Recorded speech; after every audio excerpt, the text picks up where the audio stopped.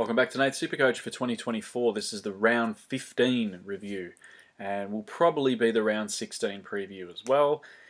As you can see, 1982 in round 15. The end of the season can't come quick enough as far as I'm concerned. Dropped another 1,000 odd points. I'm about 13,000th overall. Pretty disappointed, really. Pretty disappointed with the drop-off, but won't bore you with that too much.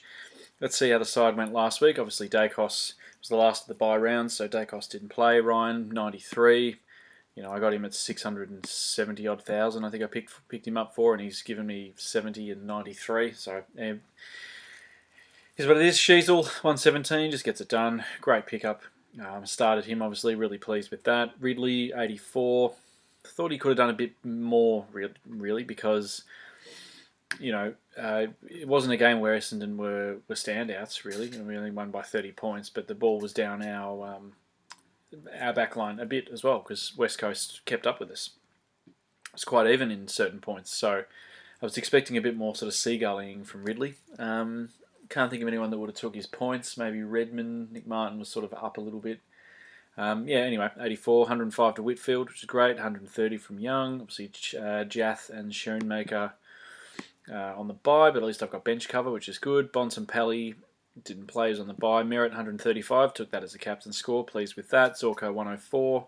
He was in the forward line, but I moved him up. I'll explain in a sec. Butters, 123. Walsh, 110. A bit disappointed with Walsh, to be honest. Since I've picked him up, he's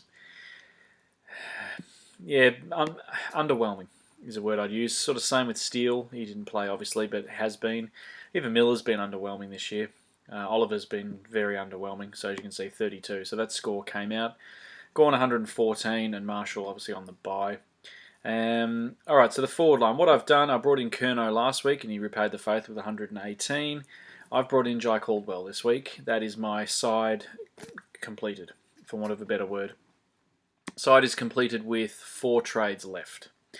So that's how my forward line is looking. I thought Caldwell, I just think he's sort of establishing himself now as one of the main guys in the Bombers midfield. He's very good. He's a contested player. He's also a very good tagger as well. And he, along with Durham and Merritt, are probably our 3 midfielders at the moment. Obviously no Parrish, no Setterfield. Average of 91 for the last 3 games, 115 on the weekend again. Got to be pleased with that. So, again, in the year where we've got bugger all on the forward line, I thought I'll go with Caldwell. And he's 476, so he's underpriced for, obviously, what he's delivering. And I think his role has changed at the Bombers now this year. Caldwell, Durham and Merritt, they're really our first tier midfield. So it's going to be interesting to see if Parrish can come back in. Because, we've got Sardis, we've got Hobbs, we've got Archie Perkins, and a few other players coming in as well. Alright, so let's have a look. We've got round 16. 5, 6-ish rounds to go. Maybe 7, 6 or 7. So who's most traded out? Obviously Clayton Oliver. I think next round, if he doesn't pull his finger out, he'll be gone. I don't know who I'm going to trade him to, but we'll see. Lockie Sullivan made a little bit of money. Dawson, sort of injured. Jackson, interesting. I mean, he got 66. I can see why people would want to rage trade him. But again, this year, when there's really not a lot of options up forward, he says that, as Jai Simpkin is here and Isaac Rankin. Obviously some DPP that could work as well.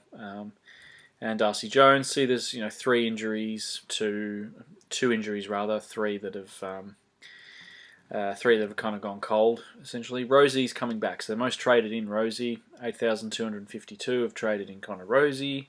Isaac Rankin, 4,000. Logan Evans, don't know too much about him, but nice break even. Jai Simpkin as well, 400 grand, minus 11 break even. If I had an extra trade this week, I could probably go Oliver to Simpkin, but I don't. Interesting. And Kruger. So that's kind of how I'm sitting for round 16, more than likely how I'm going to sit for the next few weeks. Obviously, I've only got 4 trades in the bank. Probably want to hold on to them as much as I can. So, side is successfully completed. Tick. I've got some bench cover on the lines. Not great. Kynan Brown I thought was pretty good for the 10 minutes he was on.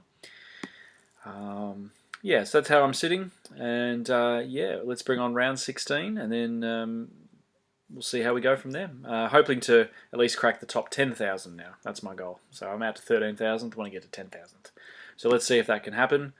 terms of vice captains and captains, I haven't even looked at who's playing at the moment. Dacos is always a good captain option. So is Max Gawn, even Sheasel. You know, he can put them in. Zach Merritt's a great captain option as well. So I've got something, and you can even put it as Heaney. Why not? So yeah, we shall see what happens in round 16. Have a good round. I will try to win as many leagues as I can. But we shall see. All right, talk soon.